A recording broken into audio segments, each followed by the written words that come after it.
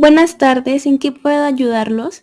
Doctora, vengo porque he tenido ardor al orinar y dolor en la parte baja del abdomen. Me da miedo que esto pueda afectar a mi bebé. Parece que presenta una infección de vías urinarias. ¿Ha presentado síntomas así antes? Sí, doctora, varias veces. Y pues en ese momento me dieron cefalexina, pero ahorita volví a tomarlo y no me ha mejorado. Ya que me dice que ha presentado infecciones previas, se le realizará un urocultivo directamente. ¿Urocultivo? ¿Qué es eso? Es un examen que detecta la presencia de microorganismos en la orina para diagnosticar infección de vías urinarias, identificar el agente de la infección, lo que es importante para el tratamiento. Ya entiendo, gracias. Pero ¿cómo tomo la muestra? Es necesario recolectar la primera orina de la mañana en un recipiente estéril y no aumentar la ingesta de líquidos antes. También hay que lavarse las manos y la zona genital antes de recolectar la muestra. Y pues traes la muestra al laboratorio lo antes posible. Entiendo. Pero ¿cuáles métodos hay para recolectar esta muestra? Existe la punción suprapúbica, la sonda vesical evacuante o también la permanente, las bolsas recolectoras, pero pues en tu caso usaremos la micción espontánea. ¿Y este en qué consiste? Es el que te estaba explicando, no es invasivo, solo descarta la primera parte de la micción y luego recolecta la muestra directamente en un recipiente estéril. ¿Y luego qué pasa con la muestra? Se rotula con el nombre, la edad y el sexo. Se procesa la muestra en el laboratorio durante las 2 primeras horas y si no es posible se refrigera hasta 24 horas entre una temperatura de 4 y 8 grados centígrados. Se lleva la muestra al laboratorio, donde está el laboratorista y el estudiante. Mira, nos llegó una nueva muestra. Es de una mujer de 30 años, con 28 semanas de gestación, que presenta una infección de vías urinarias y resistencia a la cefalexina. ¿Ya le había dado alguna infección antes? Sí, es por eso que haremos un urocultivo. Para realizarlo se debe, primero, procesar inmediatamente o refrigerar. Segundo, preparar la muestra al diluirla en un tubo estéril con solución salina al 0.09%, que va a ayudar a reducir la concentración de bacterias presentes en la muestra original, lo que facilita la identificación de las colonias bacterianas en el medio de cultivo. Tercero, se recomienda usar un medio de cultivo como agar sangre y uno selectivo como agar McConkey y osina azul de metileno. Aunque para cocos gram positivos se emplea agar colistina, ácido nalidíxico, agar feniletilalcohol o agar ácida. ¿Y los medios cromógenos? Claro, para bacterias como E. coli permiten identificar la identidad a través de reacciones bioquímicas que generan una coloración. Entonces, ¿qué ventajas tiene con respecto a los demás? Facilita la interpretación, identifica subcultivos, reduce la carga laboral y tiene un bajo costo. Ahora, dime, ¿sabes cómo realizar la siembra?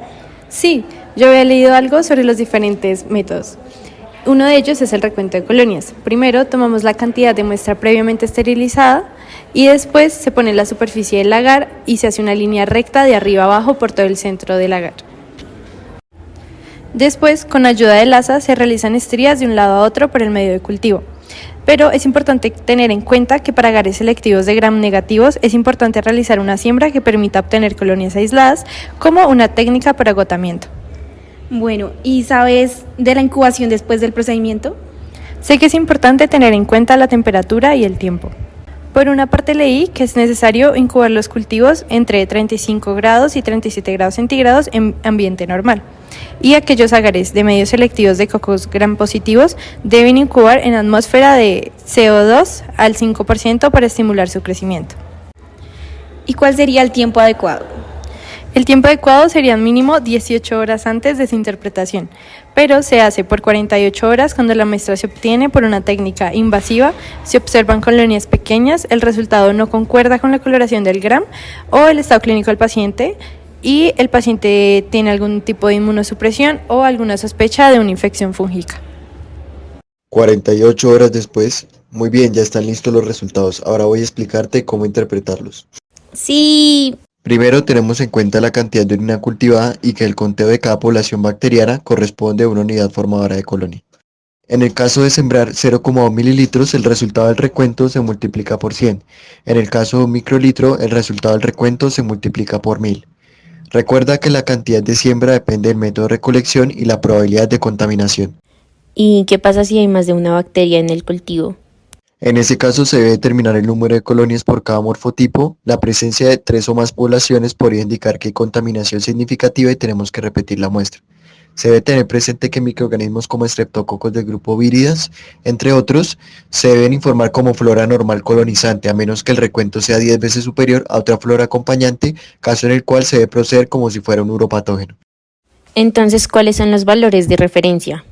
Una bacteriuria es significativa si el valor es mayor o igual a 10 a la 5 unidades formadoras de colonias sobre mililitro.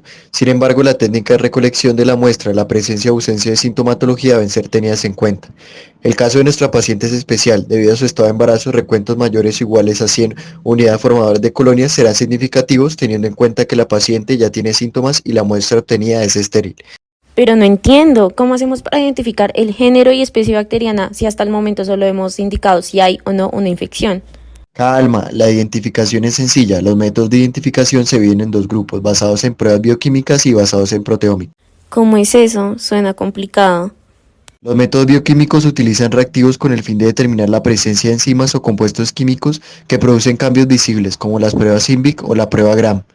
Todo este proceso está automatizado mediante unas placas que nos permiten realizar la identificación bioquímica mediante sustratos clásicos. Ah, sí, ya lo recuerdo, las pruebas de fermentación de carbohidratos, ureasa, ácido sulfídrico, pero ¿y los métodos proteómicos? Utilizan un equipo llamado espectrómetro de masas tipo Malditov que identifica las proteínas bacterianas al hacerlas pasar por un láser que detecta con precisión su estructura. También deben hacerse estudios de resistencia a antibióticos necesarios para el tratamiento. En nuestro país se usan los estándares de la SSLI, donde existe una lista de antibióticos a analizar de acuerdo a las bacterias que usualmente causan las infecciones del tracto urinario. Es verdad.